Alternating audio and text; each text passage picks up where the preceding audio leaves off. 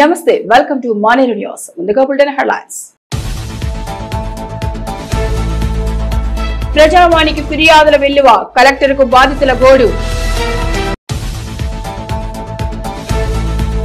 నగరంలో వృధాగా భగీరథ నీరు, వల్లంపహాడ్లో తాగునీటి కటకట. రాజన్న సేవల మంత్రి ఎమ్మెల్యే దర్శనానికి బారులు తీరిన భక్తులు. చేనేత రుణమాఫీకి ఉత్తర్వులు, కరీంనగర్ జిల్లాలో 100 మందికి లబ్ధి. Welcome back. ఒక్కొక్కరిది ఒక్కో బాధ. అనేక సార్లు ఫిర్యాదు చేసినా పరిష్కారానికి నోచుకునే సమస్యలు, సంక్షేమ పథకాలు అందడం లేదని కొందరైతే తమ భూమిని కబ్జా చేశారని మరికొందరు ఇలా తమ వేదన వ్యక్తం చేశారు. కరీంనగర్ కలెక్టరేట్ ఆడిటోరియంలో అధికారులకు మరోసారి గోడు వెళ్లబోస్తున్నారు బాధితులు. తమను ఆదుకోవాలని వేడుకున్నారు. కరీంనగర్ కలెక్టరేట్ ఆడిటోరియంలో జిల్లా అధికారులతో కలిసి ప్రజావాణి కార్యక్రమాన్ని నిర్వహించారు కలెక్టర్ పమేల సత్పతి. ఆయా మండలాలు, నగరంలోని వివిధ ప్రాంతాల నుంచి వచ్చిన బాధితుల నుండి ఫిర్యాదులు స్వీకరించారు. వారి సమస్యలు విన్న కలెక్టర్, అదనపు కలెక్టర్ వాటిని పరిష్కరించారని ఆయా శాఖల అధికారులను ఆదేశించారు.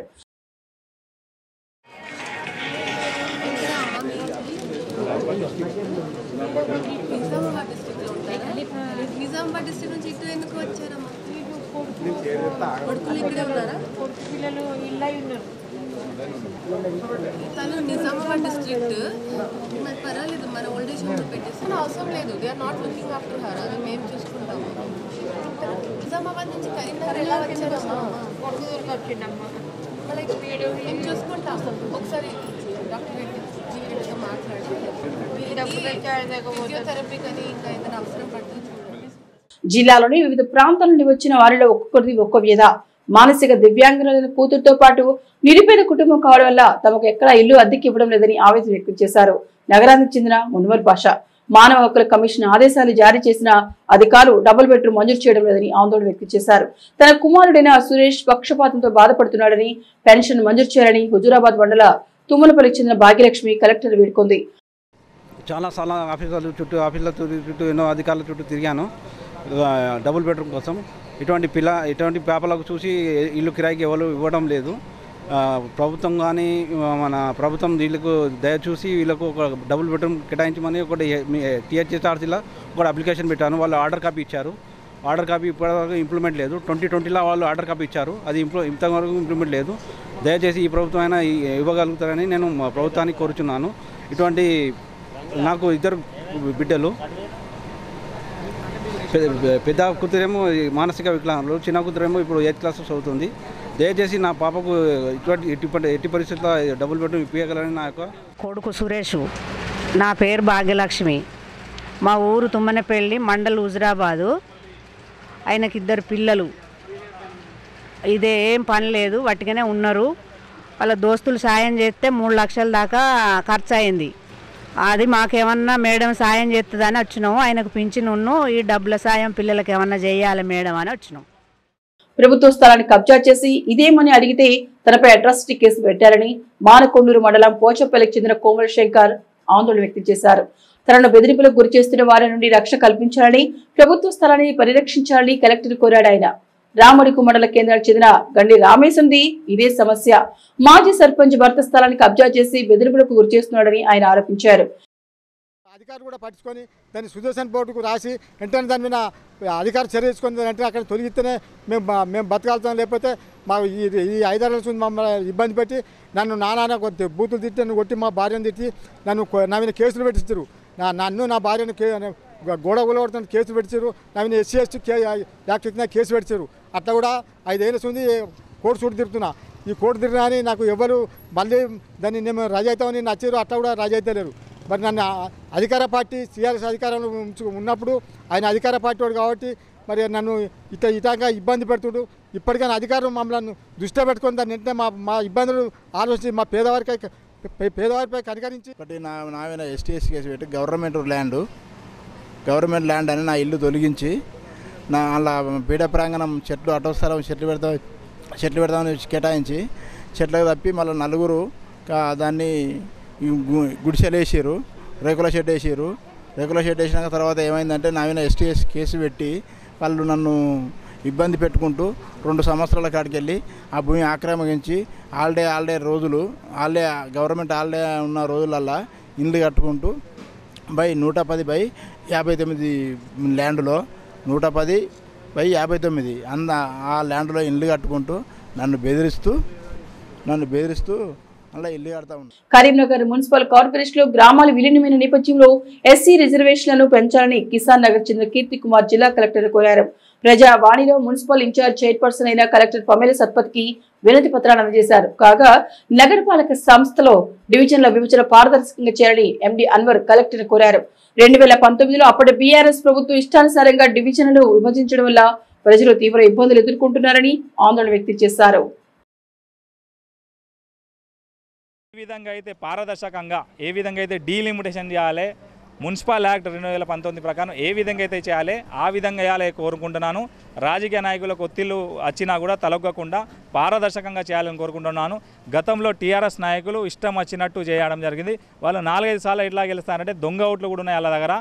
యువతను రాజకీయంలో రాకుండా తొక్కేయాలని చూస్తున్నారు. కాబట్టి కలెక్టర్ గారికి ఒక విన్నవించడం జరిగింది. ఫస్ట్ ఈ దొంగ ఓట్లను కూడా తీసేయాలి. ముఖ్యంగా డీలిమిటేషన్ అనేది కూడా 100 ఫీట్ల రోడ్ దాటకుండా చేయాలి. పాత డివిజన్లు 2014లో ఏ విధంగా డివిజన్స్ ఉన్నాయి ఆ విధంగానే డివిజన్లు చేసి విలీన గ్రామాలను ఒక్కొక్క డివిజన్లు చేయాలి. అగచ్చ విలీన గ్రామం పెద్దగా ఉంటే 2 డివిజన్లు చేయాలి, చిన్న 2 గ్రామాలు ఉంటే 1 డివిజన్ చేయాలి. విలీన గ్రామాన్ని నగరాన్ని కలుపుకొని ఒక్కొక్క డివిజన్ కూడా చేయదు. పాత 50 డివిజన్లు ఏ విధంగా ఉన్నాయి ఆ విధంగా చేసి కరీంనగర్ చుట్టుపక్కల బొమ్మగల్లు మరియు దుర్షేడు మరియు గోపాల్పూర్ గ్రామాలు, చింతకుంట గ్రామాలు విలీనం కావడం జరిగింది. దీనివల్ల 66 డివిజన్ల పరిధి పెరగడం వల్ల మా ఎస్సీ జనాభా ప్రాతిపదిక ప్రకారంగా డివిజన్లను ఎస్సీ రిజర్వేషన్లను ఒక 6 ఉన్న పోయినసారి 6 ఉన్నటువంటి రిజర్వేషన్ ప్రకారంగా ఉన్న వాటిని కనీసం ఒక 10 డివిజన్లను పెంచగలరని మన ఈరోజు కలెక్టర్ గారికి మా యొక్క రిఫరెండం ఇవ్వడం జరిగింది. వాటిని పరిశీలించి మేము చేస్తాము అని చెప్పడం జరిగింది. నిరంతరం తాగునీరు సరఫరా దేవుడెరుగు. నల్లా నీరు సరఫరా కాని ప్రాంతాలు కరీంనగర్ మున్సిపల్ కార్పొరేషన్ లో అనేక ఉన్నాయి. 2019లో విలీనమైన గ్రామాలను తాగునీటి కటకట నెలకొంది. నగరంలోని 2వ డివిజన్ వల్లంపహాడ్లో పక్షం రోజులుగా మిషన్ భగీరథ నీటి సరఫరా నిలిచిపోయింది. దీంతో ఫిల్టర్ కాని బావి నీరు తాగాల్సి వస్తోంది. కరీంనగర్ నగరపాలక సంస్థ 2వ డివిజన్ పరిధిలో వల్లంపహాడి గ్రామంలో తాగునీటి సమస్య తీవ్రంగా నెలకొంది. మిషన్ భగీరథ పైపులను పగిలిపోవడం వల్ల గత 15 రోజులుగా నీరు వృధాగా పోతోంది. దీంతో రిజర్వాయర్లకు నీటిని ఎక్కించలేని పరిస్థితి నెలకొంది. ఎలగందల నుండి వల్లంపహాడికి వచ్చే పైపులను పగిలిపోవడం వల్ల ఈ ప్రాంతంలో తాగునీటి సరఫరా నిలిచిపోయింది. ప్రత్యామ్నాయం లేకపోవడంతో పాత బావి నుంచి నీటిని వాడుకునే దుస్థితి నెలకొంది. నీరు ఫిల్టర్ కాకపోవడంతో స్థానికులు ఆందోళన వ్యక్తం చేశారు. ఇప్పటికైనా పైప్ లైన్ మరమ్మతు పనులు చేపట్టి రక్షిత మంచినీటి సరఫరా చేయాలని మున్సిపల్ అధికారులను కోరుతున్నారు.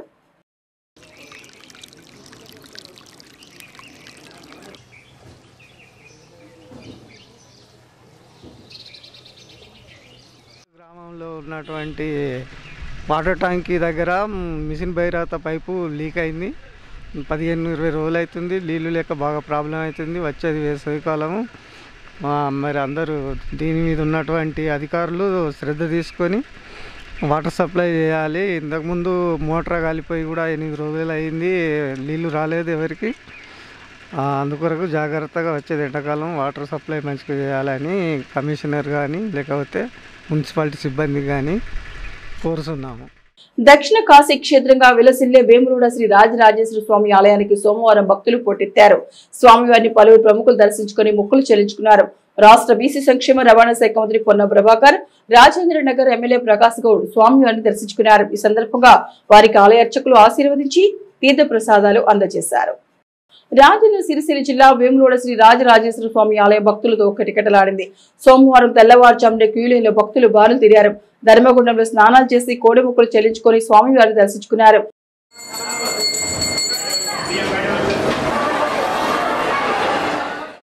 స్వామివారిని కుటుంబ సమేతంగా దర్శించుకున్నారు రాష్ట్ర మంత్రి పొన్నం ప్రభాకర్.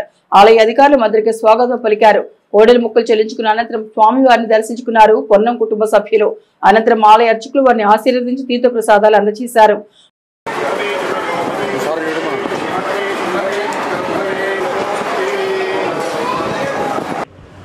ఈరోజు సోమవారం పూట ఉదయాన్నే అభిషేకం చేసుకొని ఆ భగవంతుడు అందరిపై చల్లని చూపు చూడాలని, సమృద్ధిగా వర్షాలు పడి సర్వేజన సుఖంగా వ్యవస్థ అంతా బాగుండి ప్రభుత్వం ప్రజలకు సేవ చేసే విధంగా పరిపాలకులకు భగవంతుడు ఆశీర్వచనం చేయాలని రాజరాజేశ్వరుని వేడుకుంటూ తప్పకుండా ప్రాంతంలో వేములవాడ దేవాలయ అభివృద్ధికి అందరూ కూడా కట్టుకొని పనిచేస్తాను. భగవంతుడు మాతో ఆ పని కూడా చేసి దేవాలయ అభివృద్ధి, ప్రజల సౌకర్యాలు, భక్తుల సౌకర్యాలు కల్పించే విధంగా మాతో అటువంటి కార్యక్రమం జరిపించే బలాన్ని కూడా ఇవ్వాలని సందర్భంగా భగవంతుడు కోరుకుంటున్నాను. వేములవాడ శ్రీ రాజరాజేశ్వర స్వామి దర్శించుకుని ప్రత్యేక పూజలు చేశారు హైదరాబాద్ రాజేంద్రనగర్ ఎమ్మెల్యే ప్రకాష్ గౌడ్. స్వామివారి దర్శనం అనంతరం అర్చకులు వారిని ఆశీర్వదించి తీర్థ ప్రసాదాలు అందజేశారు. అందరిని చల్లంగా చూడు స్వామి అంటూ స్వామివారిని వేడుకున్నట్లు ఎమ్మెల్యే తెలిపారు. వారి వెంట ఫోటో కాల్ ఏఈ అశోక్, ఆలయ పర్యవేక్షకులు శ్రీనివాస్ ఉన్నారు. ఐసీసీ వరల్డ్ కప్ ను భారత్ సొంతం చేసుకున్న సందర్భంగా అభిమానులు సంబురాలు అంబురానంటాయి. న్యూజిలాండ్ తో జరిగిన చివరి మ్యాచ్ లో భారత్ విజయం సాధించడం పట్ల సంతోషం వ్యక్తం చేస్తూ కరీంనగర్ లో సంబురాలు జరుపుకున్నారు. ఇందులో భాగంగా నగరంలోని తెలంగాణ చౌరస్తాలో బీజేపీ నాయకులు వంగల పవన్ ఆధ్వర్యంలో కార్యకర్తలు టపాసులు పేల్చి స్వీట్లు పంపిణీ చేశారు. ఈ కార్యక్రమంలో బీజేపీ మీడియా కన్వీనర్ కటకం లోకేష్, అసెంబ్లీ కన్వీనర్ దుబాల శ్రీనివాస్, ఉప్పరపల్లి శ్రీనివాస్, శివానందం, నాగసముద్రం ప్రవీణ్, ఈసంపల్లి మహేష్, సురేష్ పాల్గొన్నారు.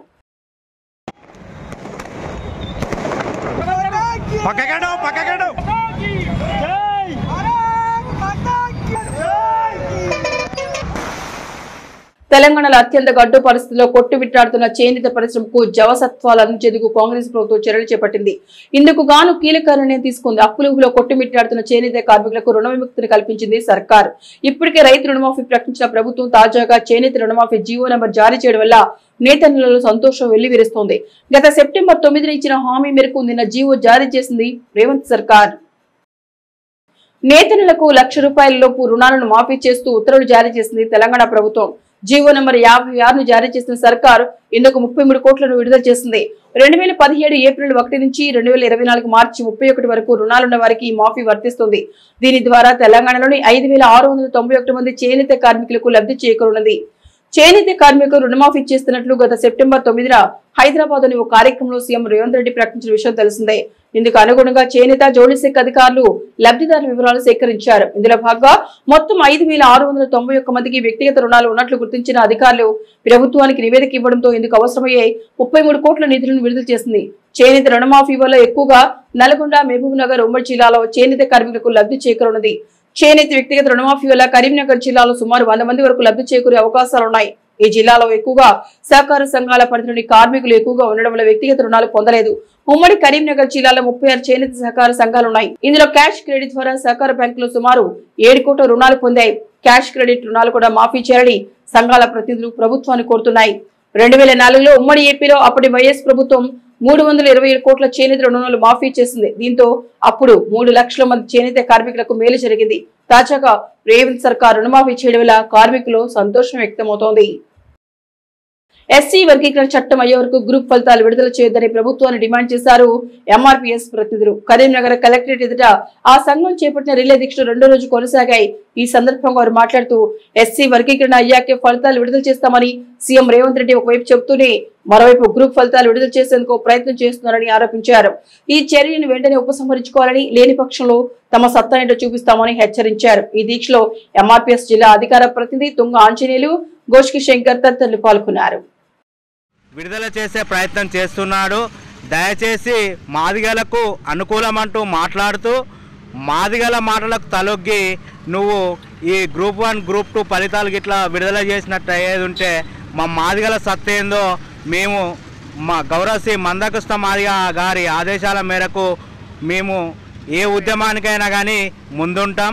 అదేవిధంగా వర్గీకరణ లేకుండా ఈ నోటిఫికేషన్లు విడుదల మీరు చేయడం ద్వారా కరీంనగర్ లోని దుర్సేడ్ లో సుమారు 5 లక్షల నిధులతో ఏర్పాటు చేసిన ఓపెన్ జిమ్ ను సుమారు 20 లక్షలతో నిర్మించే సీసీ రోడ్ ను ప్రారంభించారు నాయకులు. ఈ కార్యక్రమంలో కాంగ్రెస్ నియోజకవర్గ in-charge Kurumala Srinivas, Congress party block Congress అధ్యక్షుడు సాయం తిరుపతి, రూరల్ మండల అధ్యక్షుడు కావ్రెడ్డి రామరెడ్డి, కాంగ్రెస్ పార్టీ దుర్సేడ్ గ్రామశాఖ అధ్యక్షుడు Burra Harish Goud, Dursed ward officer Manideep, Dursed single window chairman Thota Tirupati, మాజీ ఉప sarpanch Sunkisala Sampathrao, single window director Gajula Anjaiah తదితరులు పాల్గొన్నారు.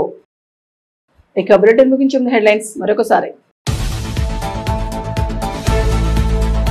ప్రజావాణికి ఫిర్యాదుల వెల్లువ, కలెక్టర్కు బాధితుల గోడు. నగరంలో వృధాగా భగీరథ నీరు, వల్లంపహాడ్లో తాగునీటి కటకట.